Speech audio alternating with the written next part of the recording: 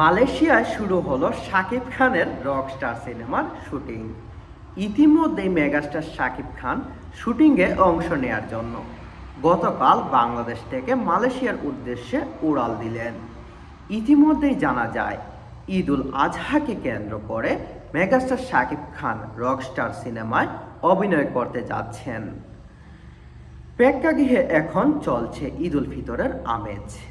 আর এই আমেজের মধ্যে নতুন সিনেমা শুটিংয়ে অংশ নিতে মালয়েশিয়ায় উড়াল দিলেন ঢালিউড মেগাস্টার শাকিব খান। সেখানে তার অভিনীত নতুন সিনেমা রকস্টারের শুটিংয়ের কাজ শুরু হয়েছে। সব কিছু তো আপনারা বুঝতেই পারছেন। জানা যায় সোমবার 23 মার্চ ঢাকা ছাড়েন শাকিব। আজ মঙ্গলবার 24 মার্চ থেকে শুরু হয়েছে রকস্টারের শুটিং। আগামী 29 মার্চ পর্যন্ত মালয়েশিয়ায় বিভিন্ন লোকেশনে শুটিং চলবে। মানে 28 মার্চ 23 মার্চ থেকে 28 মার্চ পর্যন্ত শুরু হয়েছে মেগাস্টার শাকিব খানের রকস্টার সিনেমার শুটিং। আজ অবশ্যই শাকিবের জন্মদিন।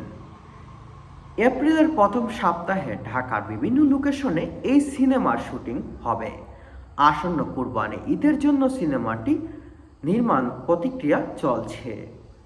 রকস্টার সিনেমায় চিত্রনাট্য করছেন আয়মান আসিফ স্বাধীন, সিনেমা পরিচালনা করছেন আমজাদ রসু এবং সিনেমার গল্প নির্মাতা শিল্পী এবং শাকিবকে লুকসহ সব কিছুর নতুনত্ব আনার চেষ্টা করা হচ্ছে।